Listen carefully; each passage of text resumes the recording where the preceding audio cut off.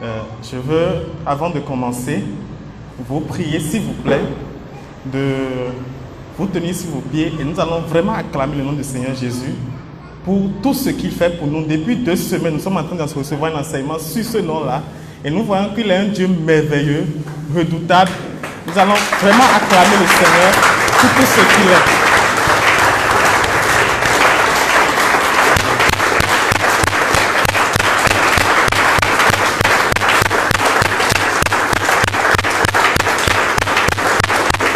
Amen, amen, amen. Si nous allons l'acclamer pour tout ce qu'il fait pour nous, n'arrêterons pas. Que le nom du Seigneur soit béni. Je veux rendre gloire à Dieu ce matin pour le privilège qu'il m'accorde de vous parler de sa part. Que son nom soit encore béni ce matin. Et je veux encore une fois dire merci à mon cher papa, le pasteur Bilé, qui me donne la grâce vraiment de me tenir devant vous. Comme je le disais tantôt, depuis 2 semaines en arrière, le Seigneur est en train de nous parler sur un thème, la Christologie, par son serviteur, et sur la doctrine du Christ. Et nous avons vu, premier dimanche, nous avons vu la préexistence divine de Jésus-Christ, ce que Jésus a fait. Et le dimanche dernier, l'homme de Dieu a parlé des actions palpables de Jésus-Christ dans l'Ancien Testament, de la naissance virginale et l'incarnation de Jésus. Nous avons aussi vu les raisons, le but de cette incarnation par sa naissance virginale. Et si vous vous rappelez bien, l'homme de Dieu nous a parlé que cette incarnation révèle le Dieu invisible. Il a aussi dit que pour accomplir, il est venu s'être incarné pour accomplir la prophétie dans Genèse, pour garantir l'alliance avec Dieu, pour détruire le diable et ses œuvres, pour supprimer la malédiction historique, pour réconcilier l'homme avec Dieu, pour proclamer une année de grâce, pour donner une vie abondante. Et voilà ce que nous avons vu le dimanche passé. Ces choses citées constituent un peu le but, les raisons pour lesquelles Jésus s'est incarné, c'est-à-dire l'incarnation de Jésus par sa naissance virginale. Et le pasteur l'a dit, c'est un gentleman. Un gentleman, il a un objectif, il a un but, il n'est pas venu se balader sur la terre. Voilà. Il avait un objectif à atteindre, et voilà ces objectifs, quelques-uns que le pasteur avait cités. Et pour atteindre ces objectifs, pour atteindre ces choses, pour les accomplir parfaitement, Christ s'est adopté un certain type de caractère, un caractère précis, c'est-à-dire que c'est comme si on avait un but, et pour atteindre nos buts, il faut qu'on ait des activités précises. Donc Christ s'est adopté un caractère précis afin d'atteindre son but. Non seulement pour atteindre son but, mais pour nous aussi nous servir d'exemple à nous qui sommes ses disciples. Et c'est pour cela que ce matin, je vais vous parler du type, le caractère que Christ s'est adopté pour accomplir sa mission sur la terre.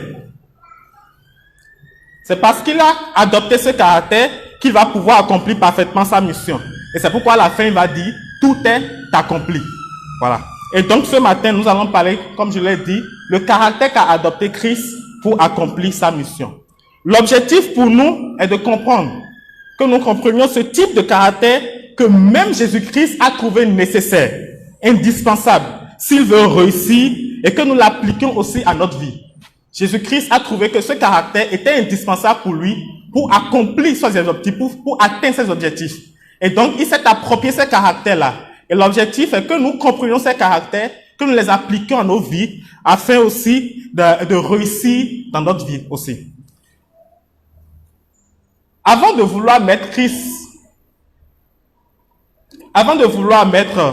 Christ au centre de tes activités, pour qu'il les bénisse abondamment, il faut vraiment d'abord le mettre au centre de ton caractère. Avant de vouloir mettre Christ au centre de tes activités, de tes projets, pour qu'il les bénisse, il faut d'abord que tu mettes Christ au centre de ton caractère, parce que c'est ton caractère qu'il va utiliser pour impacter ton travail, pour impacter toutes tes activités. Et donc, notre texte de base est dans Philippiens, le chapitre 2, le verset 5 à 11, que nous allons lire. Philippiens, chapitre 2, le verset 5.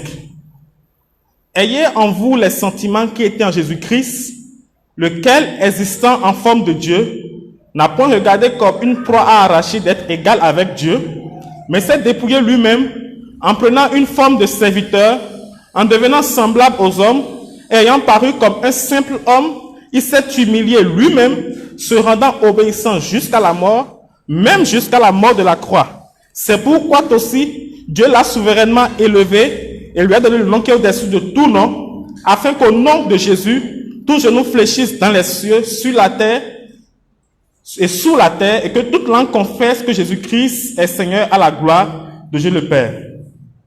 Nous allons partir du verset 6 au verset 7 pour sortir le premier caractère qu'a adopté Christ pour accomplir sa mission.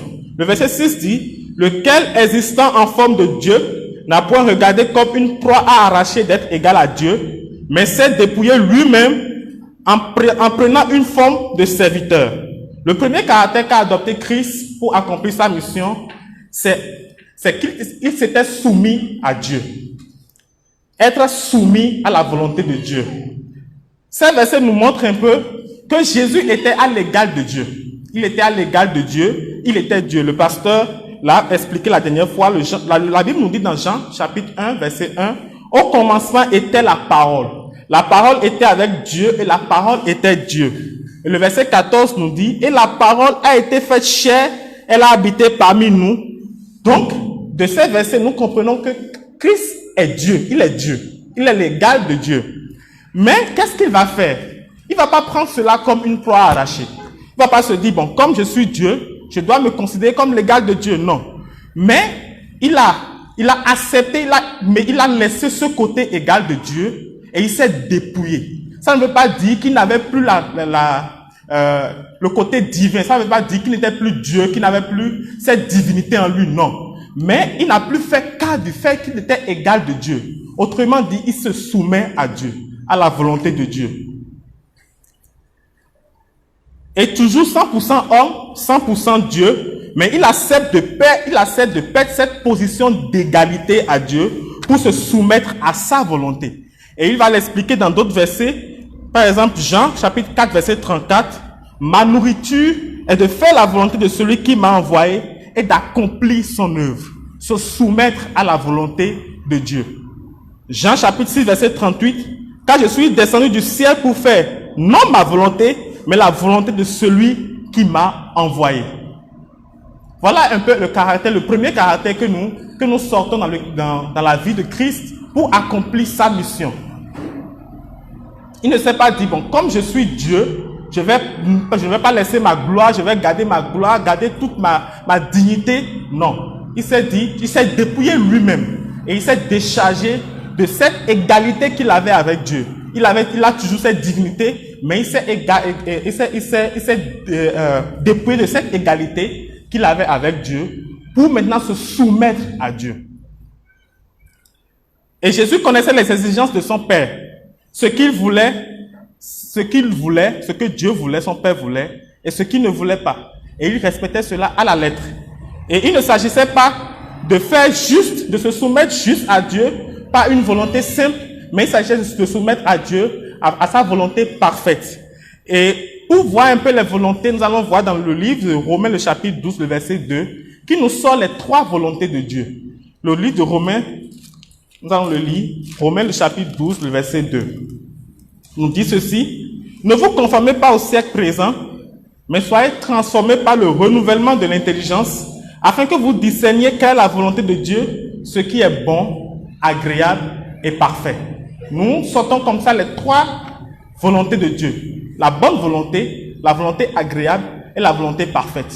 Il ne s'agit pas juste de faire une volonté, mais il s'agit de faire la volonté parfaite de Dieu. La volonté bonne de Dieu, c'est lorsque tu veux juste te limiter à respecter les préceptes divins, les lois de Dieu, à respecter juste les commandements de Dieu. Pour toi, si tu le fais, ça va largement. Tu respectes les commandements de Dieu, tu peux te limiter là. Mais non, il y a la volonté agréable. C'est-à-dire, c'est comprendre qu'au-delà des commandements de Dieu, il peut arriver que Dieu te demande des choses. Par exemple, Dieu peut te dire, va visiter tes frères à telle heure, peut-être sous le soleil. Ça, ce n'est pas un commandement dans la Bible. Mais le Seigneur te parle directement et il faut que tu obéisses. C'est quand tu dépasses ce niveau d'obéissance à Dieu, pas juste les lois divines, mais que tu veux aller plus loin en observant encore les précisions qu'il te donne pour ta vie. Et la volonté parfaite de Dieu, c'est lorsque tu fais ce qu'il te demande, mais avec amour. Que tu fais ce qu'il te demande, mais avec amour. Et là, ça devient parfait devant Dieu. Et cela va nous permettre d'aborder le second point. Nous retournons dans notre verset de base, Philippiens, le chapitre 2. La Bible nous dit dans le verset 7, « Mais s'est dépouillé lui-même en prenant une forme de serviteur, en devenant semblable aux hommes. » En prenant une forme de serviteur. En prenant une forme de serviteur. Le service. Et le deuxième caractère que Jésus avait pour atteindre son objectif, c'était le service. Il a pris une forme de serviteur. Lui qui était égal à Dieu, non seulement il se dépouille de l'égalité qu'il avait avec Dieu, mais il prend une forme de serviteur pour rendre service. Et le service est en deux volets. Il y a le service, le premier volet, le deuxième volet. Le premier volet, c'est l'amour. Il n'y a pas de service sans amour. Ça ne tient pas. La Bible nous dit dans 1 Corinthiens chapitre 13, ce verset que nous connaissons tous, celui qui fait, celui qui prophétie, celui qui donne des prophéties, qui prie pour les malades, qui donne même sa vie pour les pauvres, s'il n'a pas l'amour, il n'est rien. Il n'y a pas de service sans amour. Pour commencer à servir Dieu, il faut d'abord l'aimer. Et c'est la base de tout service. L'amour même en soi est un service que tu fais pour Dieu. Donc, il faut comprendre déjà qu'il n'y a pas de service qui tienne sans amour. Et l'apôtre Paul nous le disait bien, comme je le dis dans 1 Corinthiens chapitre 13. Jean, le chapitre 15, verset 17, nous dit ceci. « Ce que je vous commande, c'est de vous aimer les uns les autres. » C'est le premier service que Dieu nous demande d'abord. C'est la première tâche que nous devons accomplir pour Dieu d'abord. Et c'est pour ça que la Bible va dire « Car Dieu a tant aimé le monde qu'il a donné. » Il a d'abord aimé et après il a rendu service. Il a fait ce qu'il allait faire. Donc c'est l'amour qui est la base de tout service que nous pouvons mener pour Dieu. Et le service, comme je le dis, est un caractère que Jésus a adopté pour accomplir sa mission. Et donc si nous voulons mettre Jésus au centre de notre vie, il faut que le service aussi soit notre caractère. Il faut que le service nous soyons imbibés dans le service. Que nous soyons des personnes qui aiment servir Dieu. Et commencer déjà par l'amour avant d'aller à la tâche. Ce caractère était indispensable pour accomplir sa mission. Et j'ai compris une chose particulièrement. Un chrétien oisif n'a pas encore compris que le service est une étape indispensable pour accomplir sa mission sur la terre. Quand tu es un chrétien et que tu n'as pas encore compris le sens du service, c'est que tu ne comprends pas encore que c'est une étape indispensable pour accomplir ta destinée sur la terre. C'est pour cela que tu dois mettre Christ au centre de ta vie afin que le service soit ton propre. Verset 8 de Philippiens le chapitre 2. Il s'est humilié lui-même, se rendant obéissant jusqu'à la mort, même jusqu'à la mort de la croix. Et le troisième caractère de Christ pour accomplir sa mission, c'était l'humilité. L'humilité. Admirer et contempler un peu l'humilité de Christ. La façon il était humble. Quel roi aurait laissé tous ses privilèges pour être un serviteur?